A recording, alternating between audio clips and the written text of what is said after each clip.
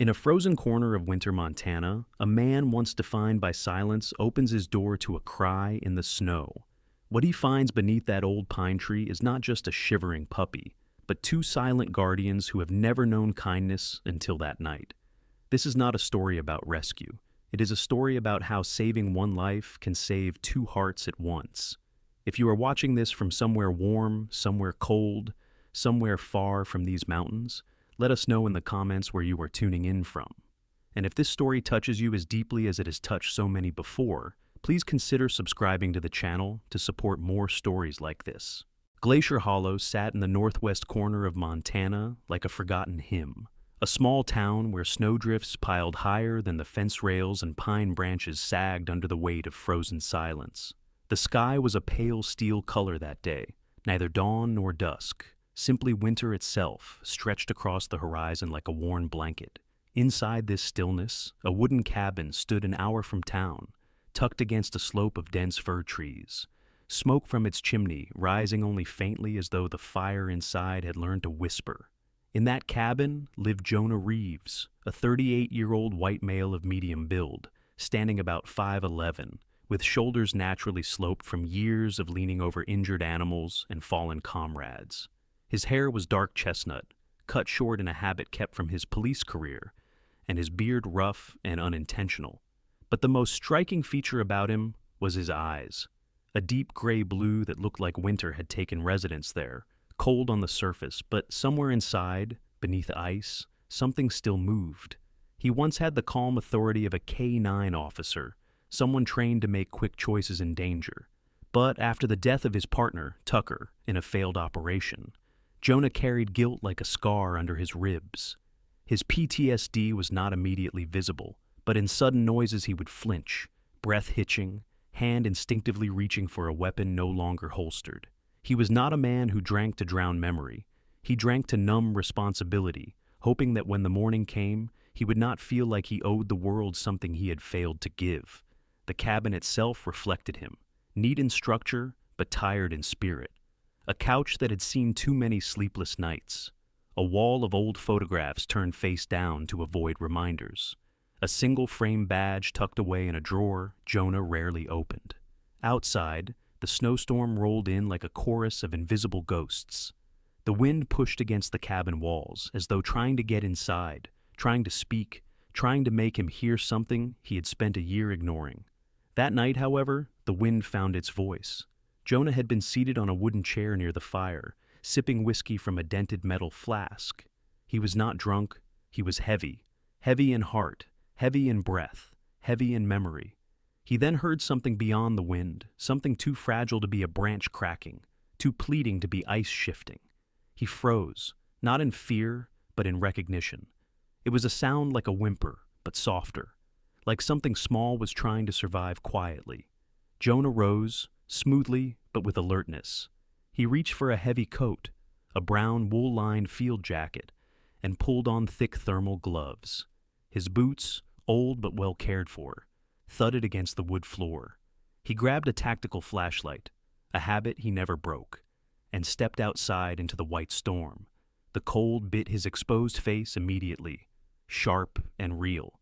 Snowflakes stung against his skin, like tiny sparks.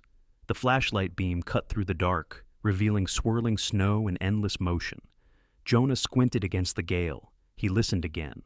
There, to the left, near the old pine grove, a tiny noise, a death-small sound. He trudged through snow nearly to his knees, pushing forward with steady determination. He was not driven by hope. Hope was too soft. He was driven by muscle memory, by years of searching for what others gave up on. He reached the largest pine tree, its trunk thick enough to have seen a century of seasons, and the beam of his flashlight fell upon shapes curled beneath it. At first he thought there were two creatures, but then he saw three. Two adult German shepherds, both black-coated, curled protectively around a tiny puppy. The adult closest to him had a torn ear with a fresh split healed badly over time. Someone had once tried to fix it, or simply let it scar over. The second adult was slightly larger, with a deep black coat and narrow golden brown eyes that held a guarded sadness. The The puppy was a small, pale cream fluff, barely larger than Jonah's two hands put together, its body shaking so subtly that it seemed more tremor than motion. Jonah stopped several feet away. His stance changed, not dominant, not threatening, but lowered and careful. His breathing steadied, embodying the calm posture of someone trained to approach skittish dogs. He averted his gaze slightly, letting them assess him. He knew canine communication the way some men know prayer. The torn-ear shepherd, later named Raven, bared teeth softly, not aggressively, but warningly. It was the voice of a creature who had learned the world hurts those who trust too quickly. The larger one, soon to be called Cole, did not growl but stared, intensely, fear mixed with desperation. Jonah slowly removed one glove, baring his skin to the bitter air. He extended his bare hand downward, palm angled, fingers loose. The shepherd sniffed, cautious, evaluating. Snow continued to fall around them, a white curtain closing off the rest of the world. Jonah knelt fully now, knees sinking into snow, ignoring the cold. He spoke softly, though the words themselves were meaningless. It was the tone that mattered. The dogs listened to tone far more than vocabulary. Jonah's voice was gentle, weighted with empathy, born from shared damage. When they did not strike or attempt escape, Jonah extended both gloved arms slowly around the puppy. Raven tensed, ready to intervene, but hesitated. She watched him closely with eyes that held doubt, but also instinct. Cole's ears flicked back, not in anger, in fear. Jonah lifted the puppy to his chest. The tiny creature gave a weak, high-pitched wheeze. Not a bark, not even a whimper, just the sound of lungs fighting for warmth. Jonah tucked the puppy inside his coat, against his body heat. He rose, snow sliding off his coat like sugar off fabric. The two, adult shepherds, stayed by the tree for an unsure moment, not knowing whether to follow or protect their remaining ground. Jonah took 3 steps away, then paused. He turned. "I'm not leaving you," he said, firm but soft. And they understood. Slowly, the 2 German shepherds stood and followed him through the snow towards the cabin. Raven limped slightly, a subtle sign of old injury. Cole walked with slow precision, like a soldier trained too long to obey. Inside the cabin, warmth rushed to meet them. Jonah kicked the door shut with his heel, while keeping the puppy close. He laid the little one on a heated towel, then turned on a small infrared heating lamp, equipment he kept from his days of canine recovery exercises. His hands moved fast but mindful, checking pup's breathing, lifting its paws, warming its belly. He reached for a jar of veterinary-grade skin moisturizer, something used in extreme cold exposure. The puppy gave the faintest sneeze. Jonah froze, a moment of disbelief, then a slow smile, the quiet kind that forms not on lips first, but in the eyes. The little cream-colored puppy was alive. Jonah named him in that instant, without thinking. Rookie. He said the name out loud, and the puppy's ears twitched, as though accepting it. Behind him, Cole lay on the rug, exhausted but watchful. Raven stayed near the door at first, ears up, tail lowered, studying Jonah's movements. Jonah did not try to approach her. He simply sat near Rookie, offering silence and safety. The fire crackled. The storm outside raged, but inside the cabin, there was the first fragile hint of belonging. For the first time in many months, Jonah let out a deep breath. And it didn't feel like surrender. It felt like beginning. The next morning dawned without sunlight, only a soft, diffused glow through clouds that made the entire world appear like a sketch shaded in ash and pale ivory. The storm had passed in the night, leaving Glacier Hollow covered by a pristine new layer of snow, smoothing every footprint, erasing every struggle of the evening before, as though nature itself wanted a fresh start. The temperature outside had plunged to brutal cold, 20 degrees below freezing, the kind of weather that would freeze exposed breath in midair. Inside the cabin, though, warmth spread slowly as the wood stove crackled, radiating deep red heat. Jonah Reeves awoke in his chair, still wearing his coat, his head leaned back, hand resting protectively near the bundled towel where Rookie lay. The puppy stirred now, as Jonah blinked himself awake, disoriented for a moment, until memory returned. The snowstorm, the sounds under the pine, the two guardians, the tiny heartbeat beneath his coat. Rookie was now breathing more steadily, tiny chest rising and falling with fragile determination. Cole was curled near the stove, tail tucked around himself, eyes half open, cautious but calmer than the night before. Raven was still positioned near the door, like a sentry unwilling to rest until certain of safety.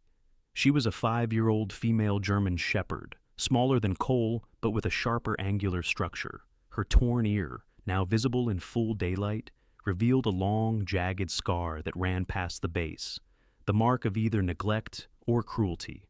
Her eyes were amber, intelligent but wounded, the eyes of someone always bracing for the moment kindness turns to threat.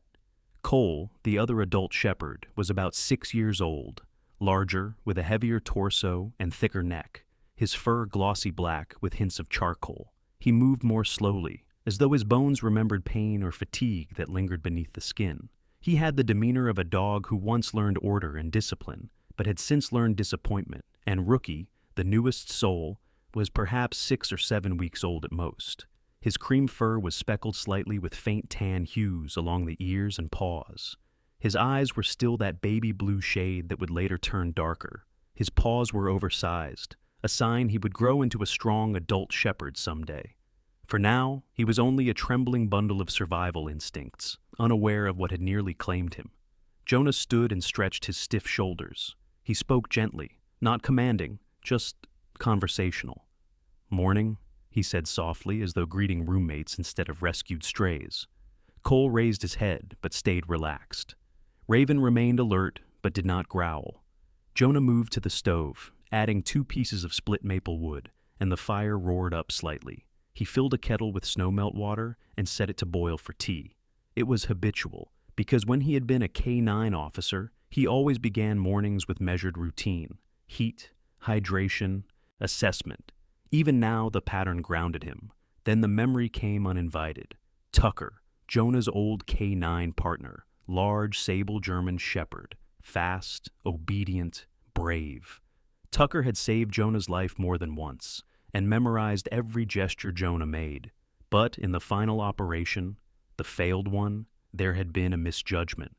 Jonah had followed a lead, entered a trap, gunfire erupted, and Tucker, loyal to the end, leapt in the line of fire. Jonah remembered Tucker's body against his legs, warm blood soaking into denim. And worst of all, the moment after, when Jonah realized it had been his mistake. The grief that followed didn't just break him, it hollowed him. That was why he moved to the cabin, why he left the badge, why he left people. But something different stirred in him now, something old but long dormant, the feeling of responsibility that didn't equal guilt. He prepared food, warm broth mixed with soft protein for the dogs, and placed 3 bowls at 3 distances, 1 near the stove, 1 midway, 1 near the door. Cole rose first and moved to the nearest bowl. Rookie, hungry but timid, struggled to wobble onto his legs and followed beside Cole. Raven remained near the door, eyes flicking between Jonah and the bowl. Jonah didn't coax her, didn't approach. He simply sat, hands resting loosely on his knees. He didn't need her to come. He needed her to choose. Eventually, Raven stepped forward, 1 step, then another, tail low, ears half back. She reached the bowl, sniffed, then began to eat in small, rapid bites. Jonah didn't react. He knew trust was a delicate bridge, built quietly, never forced. Now that morning routine was underway, Jonah moved to examine Raven's ear injury. He did not attempt to touch her yet, only visually assessed. The scar looked old, maybe months, and the pattern of scarring indicated rope burn and tearing, like someone may have tied her and she fought to escape until flesh gave way. Cole had rope mark scars too, faint around the neck, symmetrical, circular, signs of being tethered for long periods. Jonah exhaled slowly, not in anger, but in sorrow, for what they had endured. He sat again near Rookie and let the pup crawl into his lap. Rookie's tiny body radiated warmth like a living coal. Jonah felt a strange sensation, his heart warming while his eyes stung slightly. He whispered almost unconsciously, "You're safe now. When daylight settled into late morning, Jonah took photos of the injuries, careful to document angles and clarity. He picked up an old smartphone, cracked at the corner, and typed a message to animal control. The standard procedure: found dogs, visible injury, condition stabilized, request for custody, hold determination. He attached the photos: one of Raven's torn ear, one of Cole's neck scar, and one of Rookie's malnourished state. He expected no fast reply. They rarely did, especially in a winter when staffing was low, so he continued with care. He built 3 soft bedding spots using blankets and thick towels. He opened a window slightly for fresh air, letting the cabin breathe. Cole relaxed. Raven finally lay down, not near Jonah, but not near the door either. A neutral middle. Rookie remained near Jonah, as though chosen by him or choosing him. Hours passed. Jonah cleaned the puppy's paws, trimmed a cracked claw, applied healing ointment to dried skin. Cole let Jonah inspect his front paw, where a minor cut had emerged from ice exposure. Raven watched the entire time, measuring, judging, remembering. Later in the afternoon, a reply finally came. Animal Control acknowledged the report and confirmed a 72-hour holding protocol would begin. Within that time frame, if no legal owner surfaced, the animals would be transferred for adoption, and Jonah could apply to keep them. Jonah read the message twice. Legal words, procedural language, but underneath that, it felt like a countdown to possibility. He poured himself tea, strong, plain, nothing added, and sat near the window, watching snowflakes drift lazily from the roof edge. The dogs were quiet now. Cole slept soundly, belly full. Rookie nuzzled against Jonah's boot. Raven rested with head on, crossing paws, eyes half closed. Jonah sensed something profound, that a silent pact had formed. He had chosen them, and they were beginning to choose him back. As twilight returned, that steel blue of Montana winter, Jonah took one more look at Rookie's tiny breathing and softly said, "You made it through the night." Outside, the wind no longer howled like a ghost. It hummed, almost like a lullaby. Inside, 3 dogs and 1 man listened to the quiet, and none of them felt alone. The following night settled over Glacier Hollow like velvet darkness hung from the rafters of the sky. The wind had quieted to a faint sighing through pine needles, and the snow outside reflected the moon's glow with a soft sheen that made everything look silvery and hushed. Inside the cabin, time moved differently, slower, quieter, breathing in sync with 3 dogs and 1 man. An unlikely constellation of souls orbiting one another in the aftermath of winter's trial. Jonah Reeves sat beside the fire again, though tonight he was not drinking. The whiskey was still on the shelf, untouched. Instead, he held a ceramic mug of plain hot water, savoring its warmth against his palms. He had chosen not to drown anything tonight, not to forget. Tonight he would simply exist in this place of fragile safety, with these 3 beings who relied on him. Rookie lay on Jonah's lap, stretched out like a small loaf of cream-colored fur. The puppy's breathing was steady now, with only the occasional hiccup from residual chill. Cole lay several feet away, head resting on his paws, eyes half closed, but always aware. Raven had moved closer to the center of the room, no longer guarding the exit, and lay curled with tail tucked near her nose, her torn ear gently twitching now and then, as she dreamed. Jonah stroked Rookie with slow, rhythmic motions. His hand was heavy and warm, the weight of it soothing the puppy into deeper sleep. Jonah's eyes wandered the room, scanning again the small wooden table, the old coat rack, the stack of cut logs by the stove, objects that had once been symbols of solitude, now becoming artifacts of belonging. He spoke softly, not to any of them specifically, more to the air itself. "I didn't plan for this." Rookie snored faintly, as if responding with innocent trust.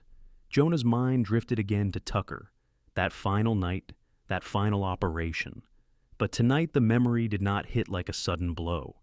It came gently, like a tide washing old pain into softer shapes.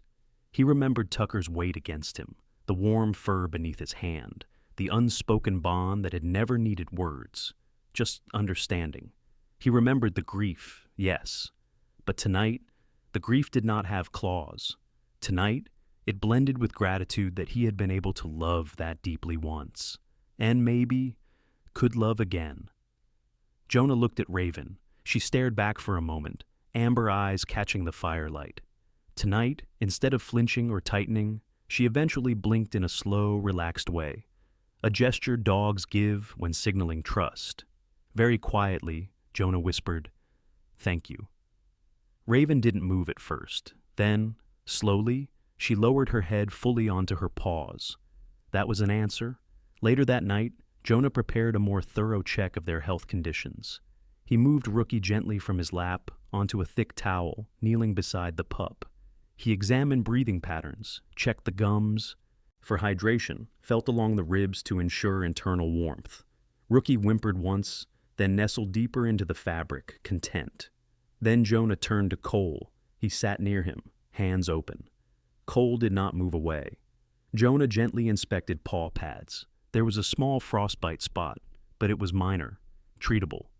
Jonah applied balm carefully, and Cole accepted it without resistance, trusting the intention.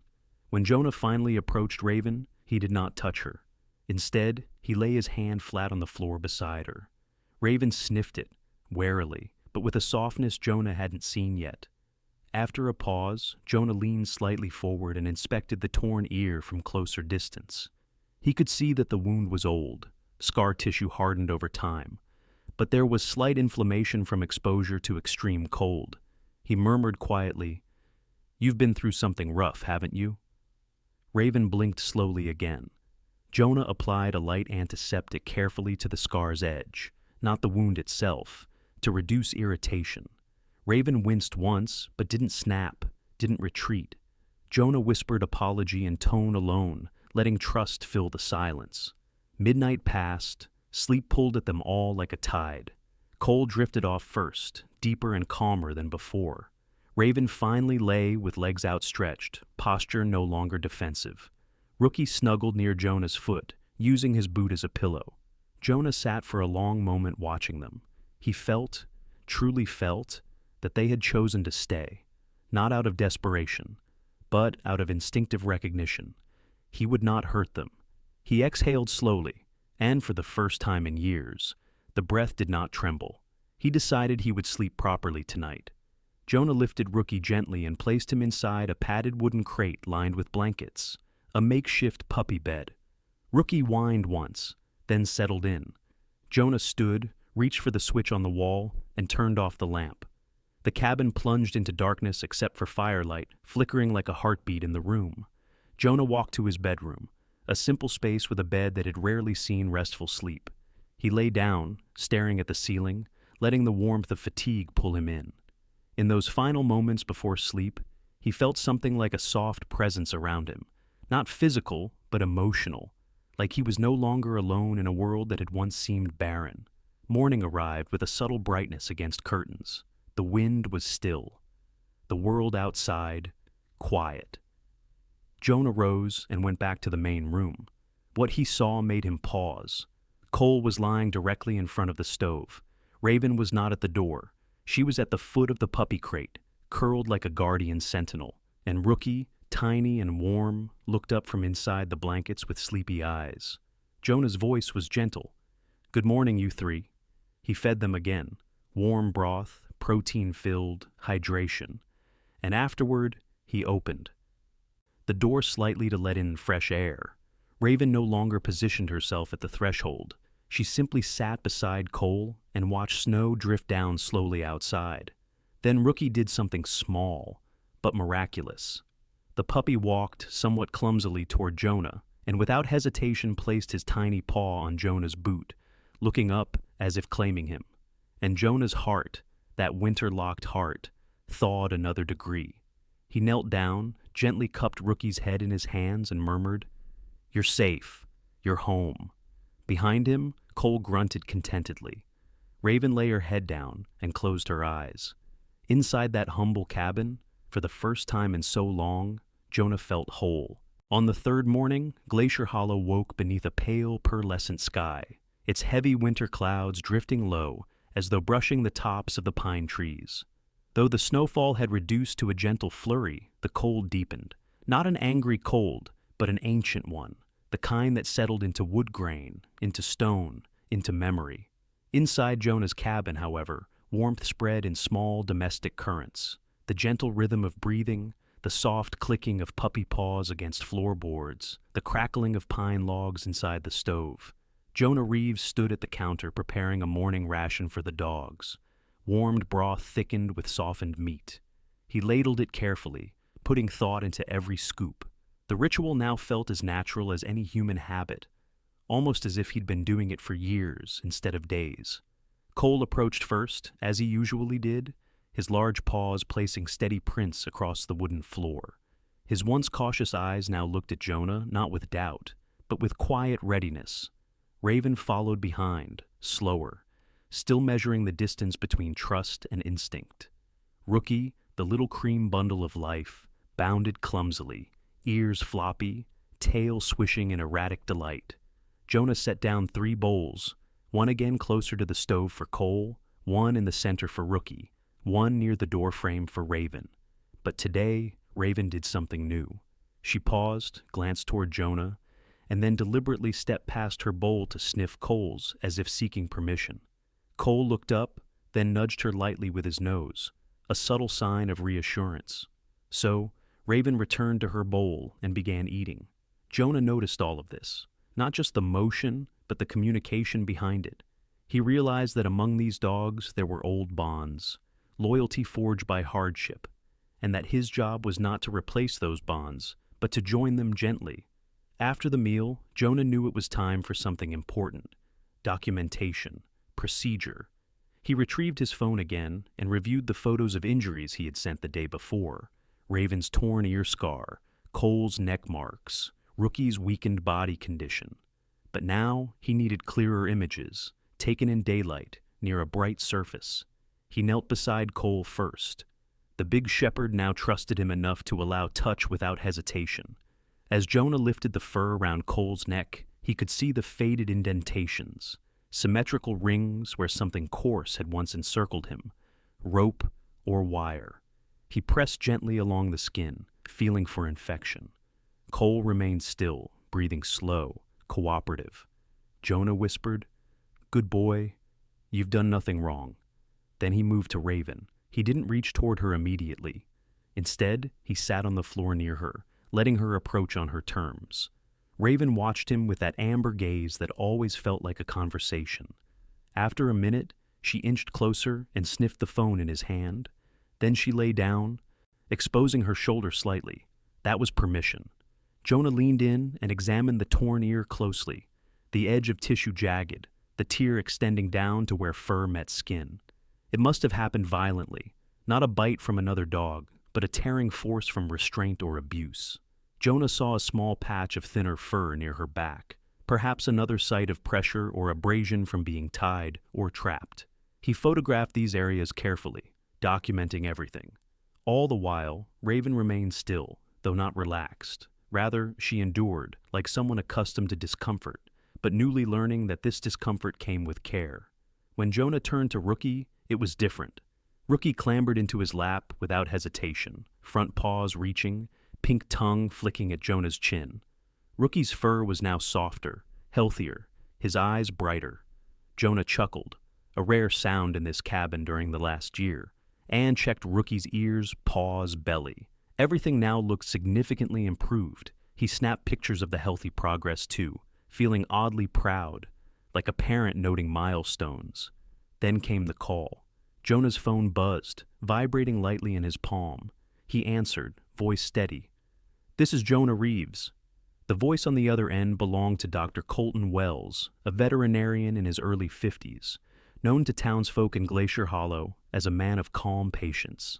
Taller than average, lean, with short silver hair and warm brown eyes behind round spectacles.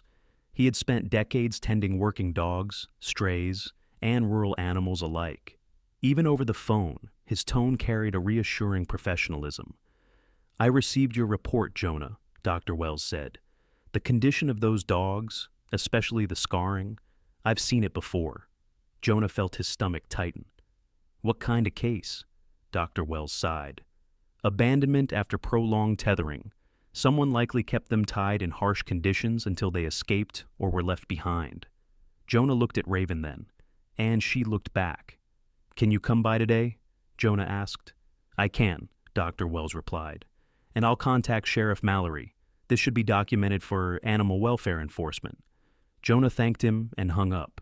He knew Dr. Wells, a man steady, methodical, compassionate, and Mallory, the sheriff, was someone Jonah respected. Sheriff Mallory was a white male in his early 60s, stocky, broad-shouldered with weathered liver-marked skin, gray mustache, and glacier blue eyes. He had worked law enforcement in Glacier Hollow for decades and guided the community with quiet firmness. Mallory had been Jonah's supervisor during earlier K-9 years, before everything fell apart. The sheriff had never blamed Jonah for Tucker's death. Jonah had blamed himself. An hour later, Jonah heard a truck approaching, tires crunching snow. Cole lifted his head. Raven stood, alert but not alarmed.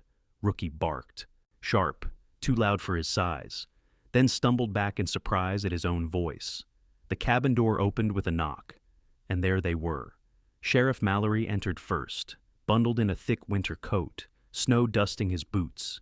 His manner was direct but warm. Dr. Wells followed, scarf wrapped around his neck, carrying a medical bag. The cabin suddenly felt small, not suffocating, intimate. Mallory scanned the dogs. "You've done good work, Jonah." Jonah nodded slightly but said nothing. Dr. Wells knelt by Raven first. His movement was slow, precise, like a man approaching a wounded child. He let Raven sniff his wrist before touching her. Then he examined the torn ear, murmuring softly. A scar from prolonged restraint, months at least. Then Cole. He parted the fur around the neck, revealed the indentations. "Rope scarring," Dr. Wells said. "Possibly wire. This was not accidental." Rookie approached Dr. Wells with innocent curiosity and sniffed his bag.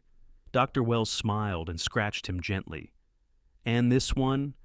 Doing much better, thanks to someone's care." Jonah looked away, embarrassed by praise. Then Sheriff Mallory asked, "Jonah, I have to ask, do you intend to keep them if it comes to that?" Jonah swallowed. "If they have a rightful owner, I won't interfere." Mallory nodded. "And if no one steps forward?" Jonah looked at the three dogs. Cole calm, Raven steady, Rookie expectant. "I'll take them," he said finally, "if they want to stay." Mallory let out a slow breath, something between a sigh and a satisfied grunt. "That's what I hoped you'd say." It was not permission. It was salvation. As the officials left later, Jonah stood in the doorway watching their truck disappear beyond drifting snow. Then he closed the door and turned back to his family, for that is what they were becoming. Rookie trotted up first, tail swaying. Cole pressed gently against Jonah's leg. Raven did something unexpected. She walked up slowly, then rested her head briefly against Jonah's thigh before stepping away, as though saying, "I've chosen too." Jonah lowered himself to the floor, let all three surround him, and whispered into the hush, "No more ropes, no more fear. You're safe now." And in that moment, nothing in the cabin felt wounded. Everything felt healing. The next day arrived with a sky the color of pale silvered steel, and a hush over Glacier Hollow so complete it felt like nature itself was holding its breath. The cold was sharp, crystalline, not violent, but dignified, the kind of cold that clarified sounds, made every crunch of snow distinct, every breath visible. Jonah Reeves pushed open the cabin door, letting in a gust of cold air that swirled briefly around his ankles before escaping back outside. Cole followed him to the threshold, pausing there, nose lifted toward the breeze, reading scents like paragraphs written in ice. Raven remained near the center of the room, not guarding exits anymore, but still ensuring she had sightlines on everything. Rookie jumped clumsily at Jonah's boots, excited for no reason except that he was alive and supported by the world. Jonah had barely finished fastening his coat when the sound of approaching tires came again, crunching snow in a slow, deliberate rhythm. Cole turned toward the noise, ears pricked. Raven tensed, then relaxed when she recognized the tone of voices approaching. Jonah stepped outside to see Sheriff Mallory and Dr. Colton Wells returning, and a third figure with them. Jonah squinted into the cold light. The newcomer was Officer Sarah Winthrop, a woman in her mid-40s, white, about 5'8", tall and slim, with a long gait shaped by years of walking patrol routes. Her hair was a cool ash brown, tied back in a low braid, and her skin was slightly weathered by winter shifts, but carried a natural calmness.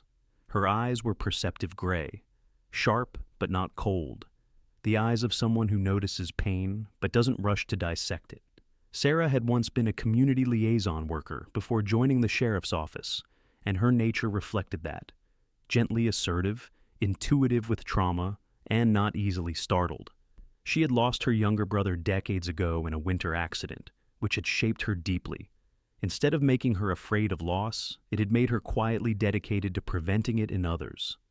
"Morning, Jonah," Sarah said, offering a polite, subdued nod. "Morning," Jonah replied, equally measured. Sheriff Mallory stepped forward. "Sarah will help process the welfare report. We also need to officially verify the dog's status, see if any registration chips might trace back to owners or abusers." Jonah gestured toward the cabin. "Come in." Inside, the warmth enveloped them like a physical embrace. Cole sat near the stove again, calm but watchful. Raven remained poised, alert but non-threatening. Rookie hurried over to Sarah immediately, tail wagging wildly, nose pushing at her coat. Sarah bent down slowly, not grabbing, just offering her open hand for Rookie to sniff. "Well, aren't you just a handful of hope?" she murmured. Her voice held gentle amusement, and Rookie seemed to preen under the attention. Dr. Wells approached Cole first with a scanning device, a microchip reader. He ran it along Cole's neck and shoulder area. The scanner beeped, producing a neutral frequency tone, then flashed a single line of data. "A chip," Dr. Wells said softly. Jonah's stomach tightened. Sheriff Mallory leaned in. "Does it list an owner?" Dr. Wells read the data. "Registered to a farm outside Browning. Owner listed as Randall Tierney." Jonah had heard that name. Tierney was a man in his late 50s, known by local gossip as a hard rancher, a big, red-faced, heavy-set man, with a reputation for using more force than patience. Several locals had spoken of his temper, his dogs, his fencing practices. The implication pressed on Jonah like a tightening chain. Dr. Wells moved to Raven next, scanning gently. The device chirped again. "Same owner," he said. Rookie, when checked, revealed no chip, no record, no past. "Probably born after they were abandoned," Sarah said softly. That statement sat in the room like a solemn truth. Jonah looked down at Raven, who stared back with calm acceptance, as if she had already long stopped expecting justice. Sheriff Mallory sighed heavily. "This means we need to open an investigation. We can charge Tierney for neglect, but it also complicates the custody situation." Jonah's body stiffened. "What does that mean for them staying with me?" Mallory answered carefully. "If Tierney contests ownership, legally he might claim them back." Jonah's eyes flashed with something colder than the winter outside. Anger, old and deep, the kind that forms when someone who did harm is offered authority again. Sarah stepped in gently. "But Jonah, there's also something else." She approached Raven carefully, kneeling near her. "If we can prove sustained abuse or abandonment, the town can terminate his ownership as forfeiture."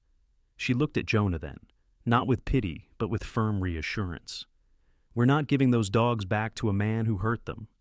Jonah breathed out slowly, tension easing slightly. Mallory added, "But there will be a process. 72 hours will not be enough. There will be paperwork, statements, hearing reviews." Jonah nodded. "Whatever it takes." Sarah rose and approached Jonah directly. "I'll help with the testimony, and Dr. Wells's clinical assessment of their wounds will be powerful evidence." Rookie whined softly, sensing the tension in the air. Jonah knelt and picked him up. The puppy pressed into his chest. Raven moved closer to Cole. The pack, instinctively, closed ranks. Dr. Wells addressed Jonah calmly. "They feel safe with you. That matters. It matters legally, and it matters emotionally." Jonah's gaze softened. Later, when Mallory, Sarah, and Dr. Wells left, Jonah stood by the door again, watching them go as falling snow blurred the distance. The cabin quieted. Inside, Jonah returned to the living room. Cole lowered himself onto Jonah's boot, warm weight anchoring. Him. Raven walked up to Jonah with purpose. She stopped just inches away, studying him, then gently leaned into his leg, head resting with deliberate trust. Jonah placed his hand on her neck, softly, fingers grazing the old scar. "No matter what happens," he said quietly, "I'm not letting you go." The dogs didn't respond in words. They didn't have to. That night, Jonah sat by the fire again, but the air felt different. The room glowed with quiet promise, not just survival. Tonight, he didn't feel like a broken former officer holding on to lost fragments of the past. Tonight, he felt like a guardian, chosen by those who had every reason not to choose. Outside, snow fell in soft flakes, gentle, forgiving, covering old tracks. Inside, old wounds began turning into stories shared in breath and closeness. Jonah looked at his 3 companions, and they looked back. And in that silent exchange, 4 hearts agreed on one truth: they belonged together. The next 3 days in Glacier Hollow unfolded in a suspended winter silence, like pages being turned slowly by an unseen hand. Snow came and went in gentle waves. The sky remained an endless pale expanse. And inside the wooden cabin, on the outskirts of the woods, time passed not by clocks, but by breaths, by shared gazes, by steady heartbeats. The 72-hour hold required by animal control had begun, and though Jonah Reeves tried to focus on routine, he was acutely aware of the quiet countdown ticking invisibly in the background. Each morning, he woke to the same sight: Cole sleeping near the fire, Raven positioned protectively near Rookie, and the little puppy buried halfway in blankets with only his snout showing. Each morning, Jonah made warm food, stoked the fire, checked Raven's ear, Cole's neck, Rookie's paws. Each morning, trust grew unnoticed, like a vine wrapping gently around an old structure rather than forcing its way through. On the second evening, as dusk rolled in like a silver curtain, Jonah sat by the table filling out paperwork, legal statements, veterinary confirmations, and a personal affidavit describing the condition of the dogs upon discovery. His writing was steady until he reached the line asking for an optional personal remark. He paused. Then he wrote one short sentence: "They chose to stay." And he realized that was true in a way deeper than law, in a way that was primal and sacred. That night, the cabin was quiet. Jonah watched Rookie chase his own tail clumsily in front of the stove, then collapse in dizzy triumph. Cole grunted in mild amusement. Raven, ever observant, stood behind Jonah as he washed dishes, her chin almost touching his hip. A silent, steadfast presence. Jonah smiled without realizing it. For the first time in years, the cabin didn't feel like exile. It felt like home. On the morning of the 3rd day, the final day, Glacier Hollow woke to a rare sight. Sunlight breaking through clouds, a bright golden wash across snow-capped trees, transforming the valley into a glowing alabaster landscape. Jonah stepped outside with Cole at his side. The air bit at his lungs, but sunlight warmed his face. It felt symbolic, though he didn't dare say that aloud. When he returned inside, the cabin felt unusually anticipatory. Raven paced slowly, as if sensing something was about to shift. Rookie followed Jonah everywhere he went, bumping into his boots, sniffing trailing scents, a tiny shadow of companionship. Then, a knock. Jonah inhaled, slowly opened the door. Sheriff Mallory stood there, holding a clipboard. The old sheriff's eyes were serious but kind. Dr. Colton Wells was beside him, hands tucked into pockets, and behind them, Officer Sarah Winthrop, whose expression already told Jonah the answer before anyone spoke. Mallory cleared his throat. "We contacted Randall Tierney. He claimed he sold those dogs months ago to an unknown buyer. No record, no trace. There's no legal counterclaim." Jonah exhaled slowly. Mallory signed the document with a firm stroke, then turned the clipboard toward Jonah. "Effective as of 11:12 a.m. today, custody is granted to the towns of Glacier Hollow and transferred to you as adoptive guardian." Jonah's throat grew tight. His hand didn't shake. It rooted. He signed.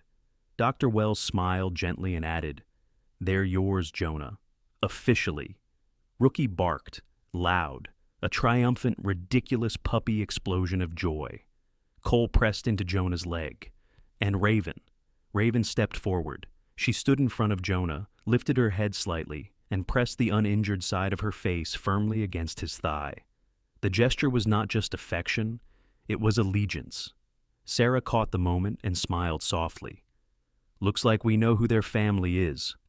Jonah knelt, arms around all three dogs, one arm over Cole, the other resting across Raven's back, Rookie wiggling under his elbow. He murmured into their fur, voice thick with emotion he didn't bother hiding. You're home. No one's taking you away again. Weeks passed. Winter loosened its grip slowly. Snow thinned. Sunlight lasted longer each day. In town, word spread. Everyone knew now about Jonah and the three shepherds, about where they'd been found, what scars they carried, how they had chosen their guardian. Old farmers would wave at Jonah when he passed by with Cole. Children knelt to pet Rookie when he visited the general store porch. Raven would accept careful pats from those she approved of, which was not many, but enough. The healing was not only physical, it was emotional, it was communal, and something else began to grow. It started when Deputy Harris, a young officer, eager but inexperienced, came to Jonah's cabin one morning. There's a woman out by the old sawmill trail, Harris explained. Her car slid off the road last night. She's missing, might be hurt. Tracks are buried under snowfall. Jonah nodded. His heart did not tighten in anxiety. It steadied. He knelt in front of Raven, Cole, and Rookie. You up for a search? Cole rose instantly, trained instinct awakening. Raven stared at Jonah with resolve in her amber eyes. Rookie cocked his head, then barked as if saying, I'm small, but I'm coming too. Half an hour later, Jonah led the team along the edge of the woods. Raven sniffed the air, alert, methodical. Cole scanned terrain for tracks. Rookie bounded around enthusiastically, occasionally stumbling into drifts deeper than himself. And then, Cole stopped. He lowered his nose, found a trail under thin-crusted snow. Raven followed, confirming. Jonah nodded. They advanced. Within 20 minutes, they found her. The missing woman curled beneath fallen branches, conscious but hypothermic. Cole lay beside her for warmth. Raven licked, her hands gently. Rookie would not stop nudging her arm until she opened her eyes. The rescue made the local newspaper, but they didn't call them Jonah's dogs. They called them the Glacier Guardians. One night, months after the adoption, Jonah sat by the fire again. But now the room was full of energy, full of shared warmth. Cole lay with his head on Jonah's boot. Raven rested beside his chair with half-closed eyes. The scar on her ear now only a mark of the past, not a symbol of pain. Rookie stretched near the hearth, belly up, tiny paws twitching in dreams. Jonah whispered to them all, You found me, before I even knew how to live again. And as he said it, something in his face changed, a gentleness returning, something human thawed from years of frost. Then, very quietly, Here, no one walks alone anymore. He leaned back, letting the fire warm him, as 3 steady heartbeats answered in silence. The man with winter in his eyes no longer carried it alone. In the quiet closing of this story, we are reminded that God's miracles do not always arrive with thunder or bright signs.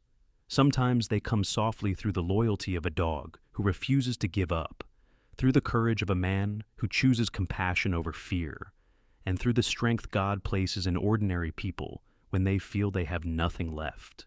In our everyday lives, we face storms of our own moments of loneliness, anxiety, or doubt. But God walks beside us even then. He guides our steps, protects our families, and sends help in ways we often only recognize afterward. If this story touched your heart, please share it with someone who may need encouragement. Today, leave a comment to tell us your thoughts and type Amen if you believe in the quiet miracles God sends. Do not forget to subscribe to support this channel so we can continue bringing stories of hope, courage, and love. May God bless you and your loved ones with peace, protection, and gentle miracles.